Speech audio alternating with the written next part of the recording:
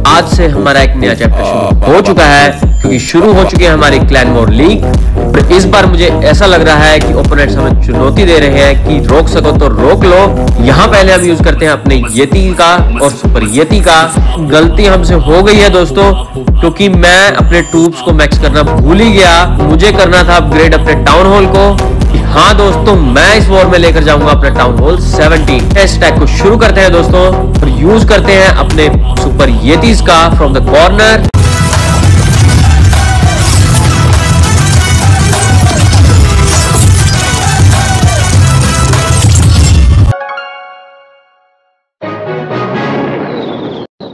तो क्या हाल है दोस्तों, मैं आपका दोस्त प्रणव फिर आ गया हूं एक नई वीडियो के साथ। और आज से हमारा एक नया चैप्टर शुरू हो चुका है, क्योंकि शुरू हो चुकी है हमारी क्लैन वॉर लीग।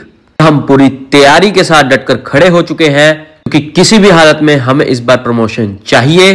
2 बार लगातार वॉर हारने के कारण हम पिछली बार डिमोट हो गए थे, लेकिन इस बार ऐसा नहीं होगा दोस्तों।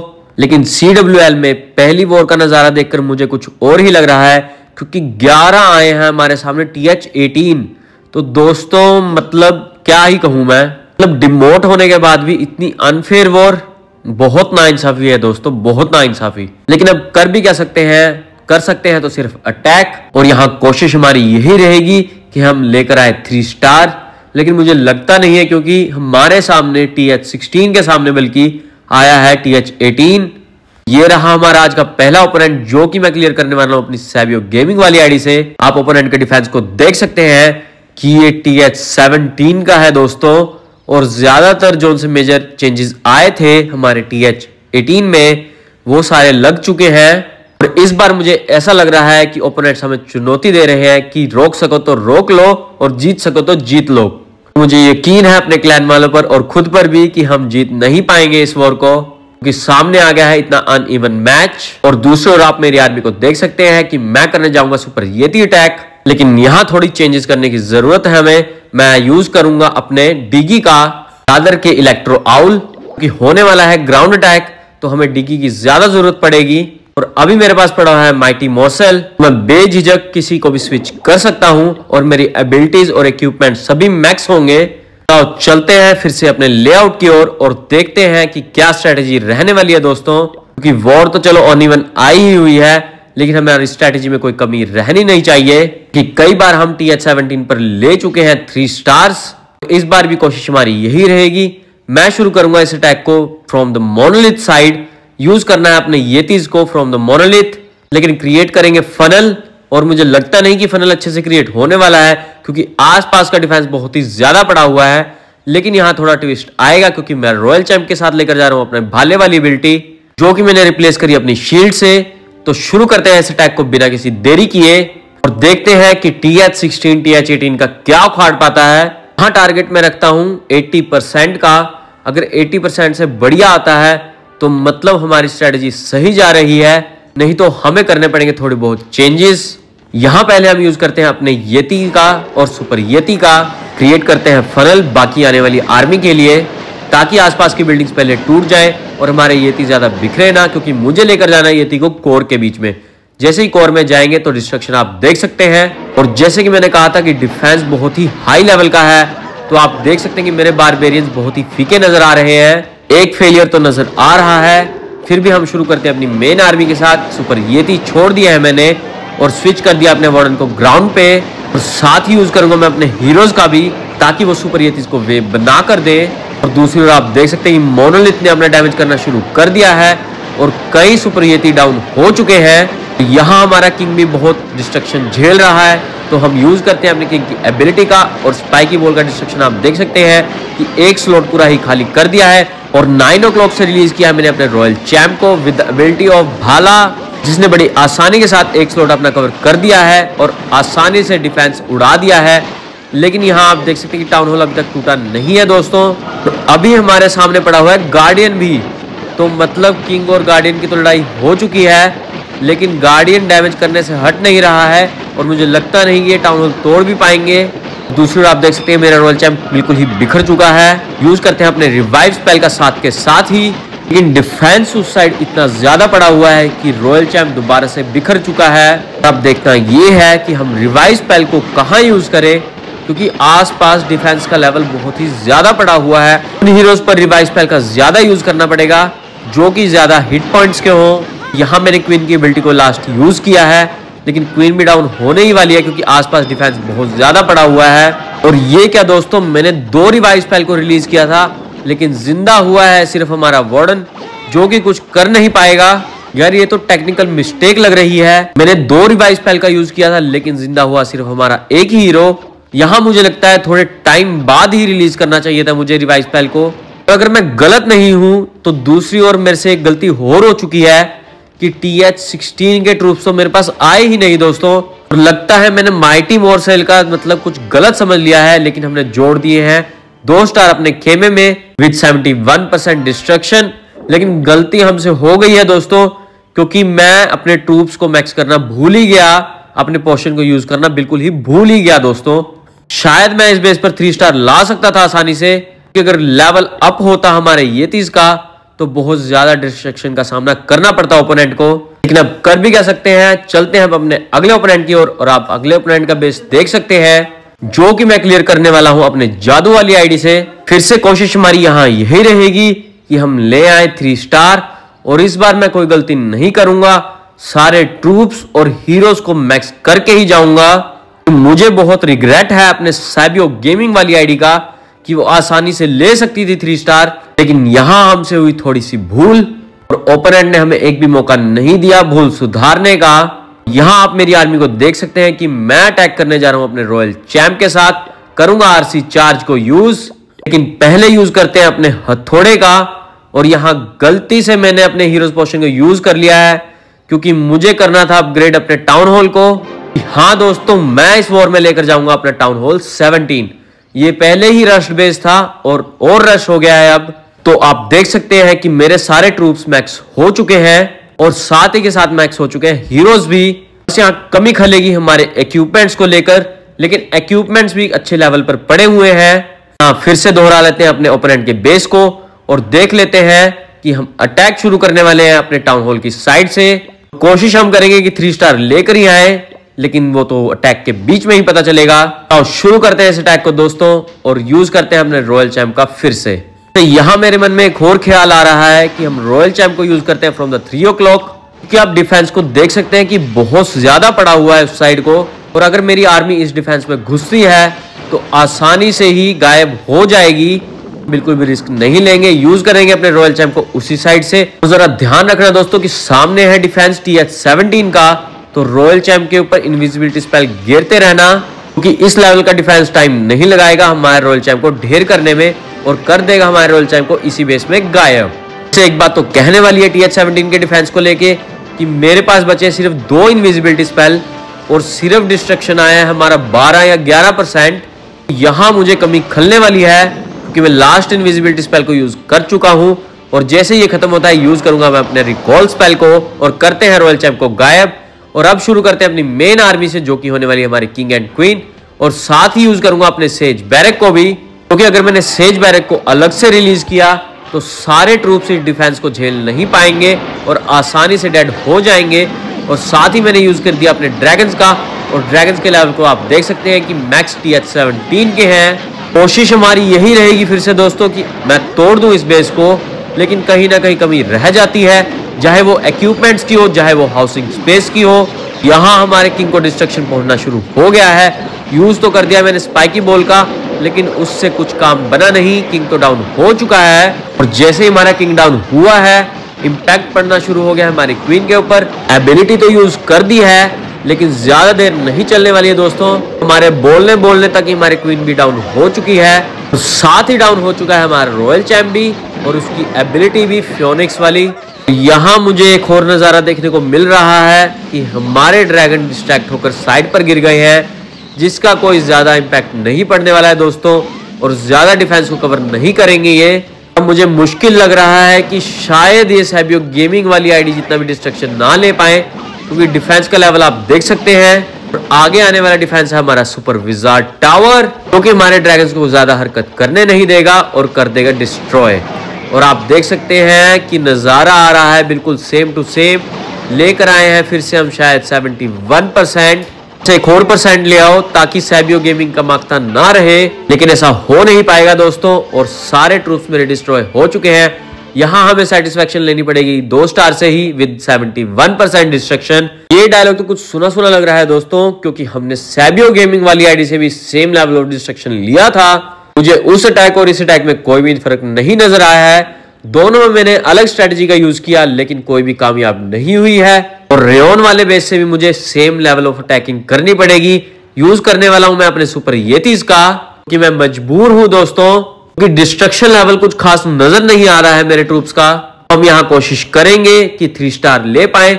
और आप देख सकते हैं कि ओपोनेंट का बेस बहुत ही ज्यादा हैवी लेवल का है, क्योंकि ये एग्जिस्ट करता है 6 नंबर पर। मेन बात ये भी आती है दोस्तों, क्योंकि मुझे ज्यादा अटैकिंग करने की एक्सपीरियंस नहीं है TH17 और 18 पर, क्योंकि अगर मैं TH17 को प्रैक्टिस कर भी लेता तो भी मुझसे आसानी हो जाती। लेकिन प्रैक्टिस करने का टाइम अब खत्म हो चुका है दोस्तों, और अब समय है कि हम एग्जीक्यूशन की ओर जाएं और लेकर आए 3 स्टार। कोशिश हमारी 3 स्टार की ही रहेगी, लेकिन एग्जीक्यूशन प्रॉपर हो तभी। तो चलते हैं, इस अटैक को शुरू करते हैं दोस्तों, और यूज करते हैं अपने सुपर येतीज का फ्रॉम द कॉर्नर, और साथ ही रिलीज करते हैं अपने एक येती को भी, ताकि जो साइड की बिल्डिंग्स है वो क्लियर हो जाएं आसानी के साथ। और जैसे ही हमारी साइड की बिल्डिंग क्लियर होती है, वैसे यूज करेंगे अपनी मेन आर्मी का, जो कि दोबारा से होने वाले सुपर येतीज की। इस बार हम सुपर येतीज को थोड़ा इकट्ठे में छोड़ेंगे, यूज करेंगे साथ के साथ लॉग लॉन्चर का और बचे हुए हीरोज का, और वेट करेंगे रॉयल चैंप को रिलीज करने का, कि इस अटैकिंग में रॉयल चैंप का थोड़ा अच्छा किरदार रहता है। जहां मुझे ऐसा लगेगा कि डिफेंस का लेवल थोड़ा लो है और हमारा रॉयल चैंप थोड़ी देर के लिए सर्वाइव कर सकता है, वही यूज करेंगे अपने रॉयल चैंप का। कि यहाँ मुझे मेरी आर्मी बिखरती हुई नजर आ रही है।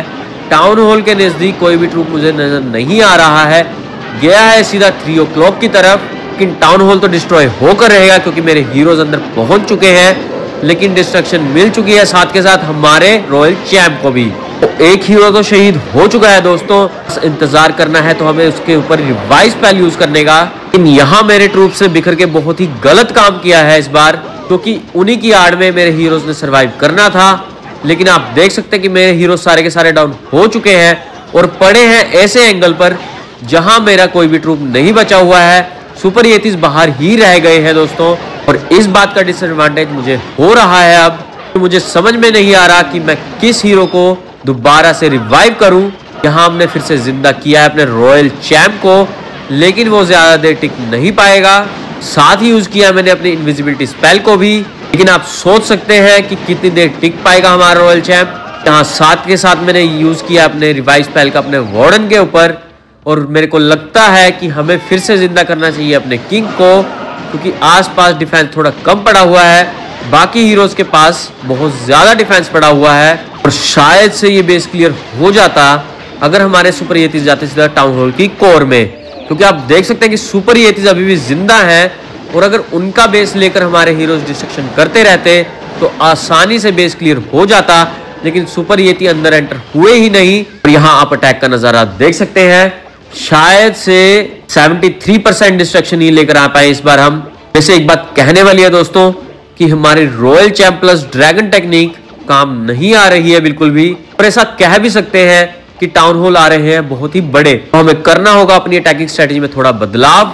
इन तीनों अटैकिंग स्ट्रेटजी को मैं मिक्स करने वाला हूं दोस्तों, लेकर आने वाला हूं आपके लिए एक नई अटैकिंग स्ट्रेटजी। आप वीडियो में बने रहिएगा, क्योंकि 73% पे ये अटैक खत्म हो चुका है। मैंने सुपर येती अटैक करते करते कुछ क्लूज निकाले, और मुझे क्लू में एक ही बात नजर आई कि सुपर येतीज को अगर हम इकट्ठे यूज करते हैं विदाउट यूजिंग आरसी चार्ज, तो अटैक में थोड़े फ्लक्चुएशन देखने को मिलते हैं दोस्तों, क्योंकि हर बार कभी सुपर येतीज बाहर निकल जाते हैं, और कभी कभार उनका फैलाव अच्छा नहीं होता है कि हमें बेस मिले या नहीं मिले।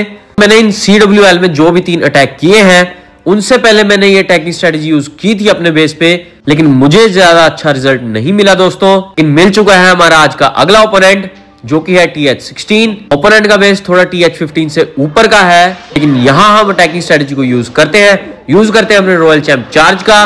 गौर रखना दोस्तों कि मैं अटैक को कैसे एग्जीक्यूट करने वाला हूं, और आप देख सकते हैं कि मैं टाउन हॉल तक आसानी से पहुंच गया हूं, सिर्फ ओपोनेंट की मेहरबानी के कारण, क्योंकि उसने छोड़ा था एक लूप होल अपने बेस के अंदर। यहां हमारा रॉयल चैंप बच गया है टाउन हॉल के पॉइजन से, तो हम कंटिन्यू रखेंगे अपने इनविजिबिलिटी स्पेल को यूज करना और लेकर आएंगे ज्यादा से ज्यादा डिफेंस को बेस के बाहर, कि अभी मेरे पास पड़े हुए हैं 3 इनविजिबिलिटी स्पेल और भी। और आप चेंजेस को देख सकते हैं कि मैं लेकर आया हूं 10 इनविजिबिलिटी स्पेल, एक लेकर आया हूं रिकॉल स्पेल और एक लेकर आया हूं रिवाइव स्पेल। साथ ही के साथ मैं यूज कर रहा हूं अपने रॉयल चैंप का भाला। अटैकिंग में ज्यादा गौर रखना और देखना कि मैं अटैक को कैसे एग्जीक्यूट करने वाला हूं। ये अटैकिंग टेक्निक होने वाली है 3 अटैक्स को जोड़कर। हाँ जी हाँ दोस्तों, 3 अटैक्स को कंबाइन करके मैंने ये अटैकिंग स्ट्रेटेजी निकाली है।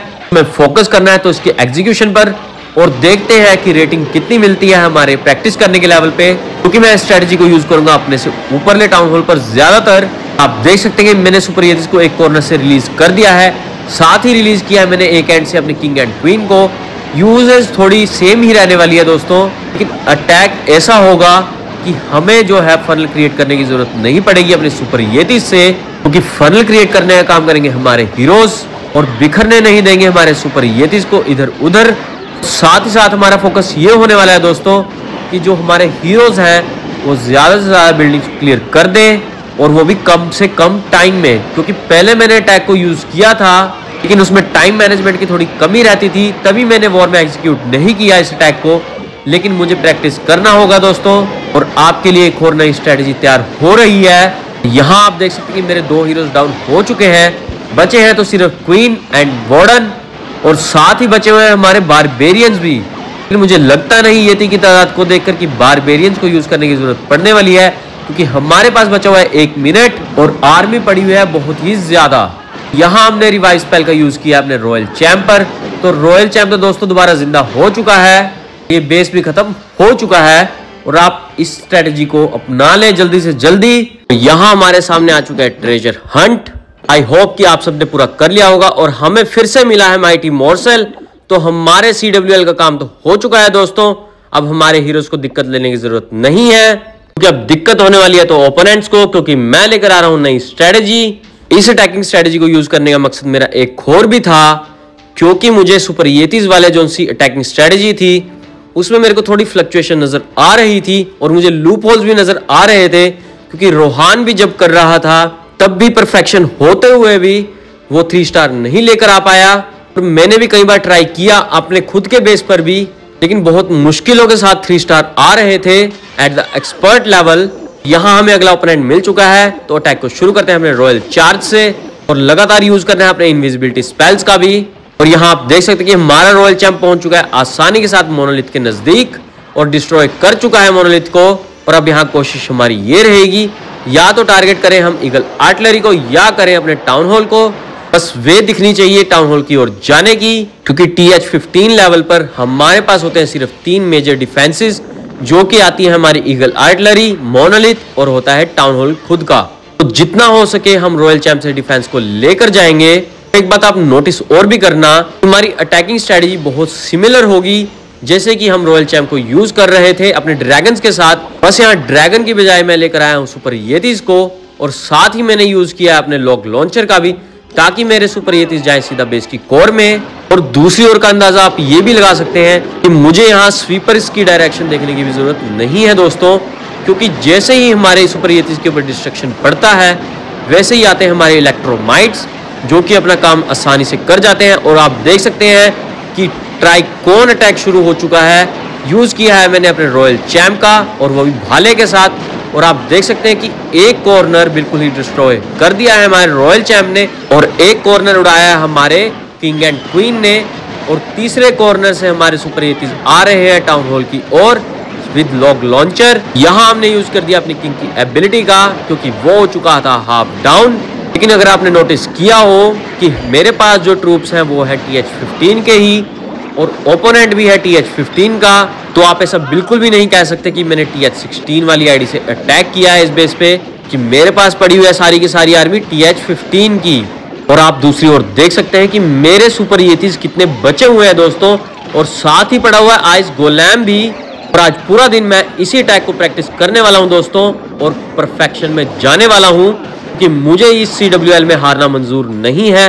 लगातार मैं तीसरी वॉर बर्दाश्त नहीं कर सकता कि हम हार जाएं। तो यहाँ हमने बटोर लिया एक और ट्रेजर हंट, और देखते हैं कि चेस्ट में क्या निकलने वाला है दोस्तों। काफी टाइम से तो हमारी किस्मत बिल्कुल ही चमकी नहीं है दोस्तों, लेकिन देखते हैं। और ये क्या दोस्तों, एक ही थोड़े में लीजेंडरी, और ये क्या दोस्तों, ग्लैडिएटर चैंपियन निकल चुका है हमारा। बहुत बहुत बधाइयां आपको भी और हमें भी। कम से कम नहीं तो 3 महीने बाद मुझे ऐसा सरप्राइज मिला है क्लैश ऑफ क्लैन वालों की तरफ से। मैं जल्दी से जल्दी जाऊंगा अपने रॉयल चैंप की ओर और लगाऊंगा इस स्किन को और देखते हैं इस स्किन की चमक को कि क्या होने वाली है। तो मुझे बहुत खुशी हो रही है कि मेरी लीजेंडरी क्रेट निकली और उसमें से निकली एक स्किन, क्योंकि काफी टाइम से मुझे सिर्फ स्टारी ऑर्स ही मिल रहे थे। कह सकते हैं कि नॉट बैड, बट मुझे चाहिए थी एक स्किन और यहां रॉयल चैंप की स्किन की कमी खल रही थी और मिली है साथ के साथ रॉयल चैंप। अब मैं लगाने वाला हूं ओपोनेंट्स के बेस पे 4 चांद अपने ग्लैडिएटर चैंपियन से। तो दोस्तों नई अटैकिंग टेक्निक के साथ मिल चुकी है हमें नई स्किन भी, जिसमें हमारे रॉयल चार्ज होने वाली है नई स्किन के साथ। चलो शुरू करते हैं अपने नेक्स्ट अटैक को और फिर से एग्जीक्यूट करते हैं एक अच्छे बेस पर। कोशिश ये रहने वाली है कि TH17 मिले, बस लूट मिल जाए दोस्तों, क्योंकि मुझे करना है ट्रेजर हंट को कंप्लीट और साथ के साथ गेन करनी है लूट भी, कि मुझे लगाने हैं बहुत सारे अपग्रेड्स, क्योंकि नया नया ही किया है मैंने अभी TH16। तो आप अपग्रेडिंग के लेवल को समझ सकते हैं। और यहां आया है एक और ओपोनेंट जो कि है TH16। बहुत सारा डिफेंस TH15 से ऊपर जा चुका है। ये हमें थोड़ा बहुत टक्कर दे सकता है दोस्तों, लेकिन अटैक करके ही पता चलेगा, क्योंकि डिफेंस बहुत ही अच्छे लेवल का पड़ा हुआ है ओपोनेंट के पास। और दूसरी ओर आप देख सकते हैं कि मेरे पास जो आर्मी है वो है TH15 की। यहां कोशिश हमारी ये रहेगी कि मैं अटैक को एग्जीक्यूट अच्छे से करूं, क्योंकि एट लास्ट बात तो वही आती है कि एग्जीक्यूशन कैसी रही है हमारी अटैकिंग की ओर। और यहां हमने रॉयल चैंप का यूज कर दिया है, ओ सॉरी ग्लैडिएटर चैंपियन का। और आप देख सकते हैं कि भाले का उपयोग होना शुरू हो चुका है। कोशिश हमारी इस अटैक में ये रहेगी कि मैं लेकर जाऊं अपने टाउन हॉल को साथ के साथ ही। वैसे अगर आपने बात नोटिस की हो कि अगर हम टाउन हॉल को नहीं भी लेकर जाते हैं इस अटैकिंग स्ट्रेटेजी में, तो हमारे सुपर येतीज इतने सफिशिएंट हैं कि आसानी के साथ टाउन हॉल को ब्रेक कर सकते हैं। वहां ड्रैगन में हमें रिस्क होता जरूर था, क्योंकि ड्रैगन्स को डैमेज बहुत ही ज्यादा पहुंचता था, लेकिन ड्रैगन अगर डैमेज हो जाए तो वो डिस्ट्रक्शन के टाइम किसी भी बिल्डिंग को डैमेज नहीं देते थे। लेकिन यहां हमारे सुपर येतीज बिल्डिंग्स को डैमेज देकर मरेंगे, क्योंकि उसमें से निकलते हैं इलेक्ट्रोमाइट्स। यहां इनविजिबिलिटी स्पेल यूज होते ही किया है हमने रिकॉल स्पेल का यूज और किया है रॉयल चैंप को गायब। और साथ ही हमने यूज किया अपने किंग एंड क्वीन का to create a funnel from one side. और साथ ही आप देख सकते हैं मैंने यूज कर दिया अपने सुपर येतीज को और लॉग लॉन्चर को भी विद द वार्डन। यहां हमें देखना यह है कि हम रॉयल चैंप को कहां से रिलीज करें, ताकि हमारी जोन सी आर्मी फंसी हुई है उसे हम निकाल पाए कम से कम डिस्ट्रक्शन के साथ। और आप देख सकते हैं कि रॉयल चैंप की एबिलिटी को मैंने यूज कर दिया है। कई लोगों के क्वेश्चन अब ये होने वाले हैं कि आप रॉयल चैंप की एबिलिटी को बाद में क्यों यूज कर रहे हो। तो दोस्तों एबिलिटी यूज करते टाइम एक बात आपने नोटिस की हो कि हमारे जो सी हेल्थ है वो भी अब होती जरूर है। तो इस इफेक्ट को यूजेज में लाने के लिए पहले हम यूज करते हैं अपने रॉयल चैंप चार्ज का, तो फिर उसी के बाद ही हम रिकॉल स्पेल से निकालते हैं फिर रॉयल चैंप को, क्योंकि हमारे पास नया रॉयल चैंप होता है विद सम डिस्ट्रक्शन। तो हम एबिलिटी को यूज करते ही थोड़ी डिस्ट्रक्शन को मिटा सकते हैं। और दूसरी ओर आपको पता ही होगा कि हमारे इलेक्ट्रो बूट्स हमारे रॉयल चैंप को हील करते रहते हैं साथ के साथ ही। यहाँ हमारा रॉयल चैंप डिस्ट्रॉय हो चुका है और सुपर येतीज बहुत ही पीछे रह चुके हैं, जो कि हमारा बेस होने वाले थे। लेकिन यहाँ मुझे किसी को रिवाइव स्पेल यूज करना पड़ेगा, कि अकेले किंग वैसे संभाल तो लेगा दोस्तों, लेकिन फिर भी उसके लिए कुछ चाहिए जरूर। तो यहां हम यूज करते हैं रिवाइव स्पेल को अपने क्वीन पे, क्योंकि वो बहुत नजदीक पड़ी हुई है और रॉयल चैंप के पास इतना हिट पॉइंट्स नहीं है कि वो टाउन हॉल के डैमेज को सहन कर पाए। बस इंतजार ये है कि हमारा किंग पहले वॉल तोड़ दे, तो यूज करेंगे अपने क्वीन पे अपने रिवाइव स्पेल का। वैसे तो किंग अकेला ही काफी है, लेकिन आप देख सकते हैं दूसरी ओर की इन्फर्नो बचा हुआ है, जो कि किंग को दूसरी ओर से डिस्ट्रक्शन दे रहा है। और आपको पता ही होगा कि टाउन हॉल का पॉइजन भी निकलेगा अभी। और आप देख सकते हैं कि क्वीन तो हमारी फिर से डाउन हो चुकी है, लेकिन किंग नहीं डाउन हुआ है, तो हमारे क्वीन को रिवाइव करने का फायदा कुछ भी नहीं हुआ है। और अगर आपने इस अटैक में नोटिस किया हो कि हमारे सुपर येतीज कहीं 3 o'clock में वॉल्स तोड़ रहे थे और बचे हुए थे 2 सुपर येतीज, तो मतलब आप अंदाजा लगा सकते हैं कि अटैकिंग स्ट्रेटेजी तो अच्छी है, लेकिन बेस में होने चाहिए हमारे पास सुपर येतीज। लेकिन इस अटैकिंग स्ट्रेटेजी में हमारे पास बेसिकली रहते तो जरूर है हमारे पास सुपर येतीज, लेकिन अभी हमें इस टैग को प्रैक्टिस करना ही होगा और परफेक्शन लानी होगी। दोस्तों आई होप कि आपको ये वीडियो अच्छा लगा होगा। अच्छा लगा है तो प्लीज लाइक एंड और ऐसी मजेदार वीडियोस देखने के लिए प्लीज सब्सक्राइब माय चैनल जिसका नाम है सैबियो गेमिंग। और अपने दोस्तों को ऐसी नई नई टैग स्ट्रेटजीज बताने के लिए please share this video to your friends and family जो भी क्लैश ऑफ क्लैन खेलते हैं। आई होप कि आप इन अटैक्स को प्रैक्टिस कर रहे होंगे। अगर नहीं कर रहे हो तो जल्दी करो दोस्तों, क्योंकि मैं नई अटैकिंग स्ट्रेटजीज लाता रहूंगा। तो बने रहिएगा दोस्तों, अभी सीरीज बाकी है, अभी आनी है 6 वीडियोस फॉर द CWL। मैं आज की वीडियो में आपसे विदा लेता हूं। जय हिंद दोस्तों।